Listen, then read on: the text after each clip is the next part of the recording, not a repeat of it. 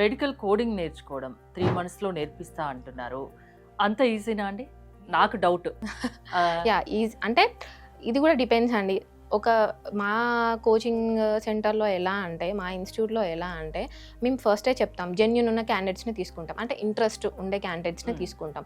First వచ్చేసి మేము cell phones అనేవి కలెక్ట్ చేసుకుంటాం. స్ట్రిక్ట్ రూల్ అనమాట మా ఇన్‌స్టిట్యూట్‌లో వచ్చేసి. సెల్ ఫోన్ అనేది అలో చేయము క్లాస్ రూమ్‌లోకి. సబ్జెక్ట్ కంటే ఎక్కువ ఫోన్‌లోనే ఎక్కువ చూస్తున్నాం అనమాట. టైం అనేది అక్కడే స్పెండ్ చేస్తున్నాం. So most of the time. ఇక్కడ ఏంటంటే డెఫినెట్‌గా సెల్స్ అనేది హ్యాండ్ ఓవర్ చేయాలి డెఫినెట్‌గా ఆఫీస్‌లో. అండ్ ట్రైనర్ వచ్చేసి ఎక్స్పీరియన్స్డ్ ట్రైనర్ ఉన్నారు. Like 15 to 20 years of experience ఉన్న ట్రైనర్ ఉన్నారు. సో ట్రైనర్ ఎలా అంటే స్టూడెంట్స్ ప్రాబ్లమ్ని కూడా తెలుసుకొని మరి ఎలా టీచ్ చేయాలనేది హెల్ప్ చేస్తారు. కౌన్సిలింగ్ లాంటివి చేసి వాళ్ళకి ఎంత మేరకు దీని మీద ఇంట్రెస్ట్ ఉంది అనే దాన్ని బట్టి వాళ్ళని తీసుకొని వాళ్ళకి ట్రైన్ చేస్తారు. At the end student concentration అనేది ఇంపార్టెంట్. సో మనకి ఇప్పుడు ఎగ్జామ్ రాస్తారు, సో క్వాలిఫై అవ్వరు. So again that is waste of time అండి.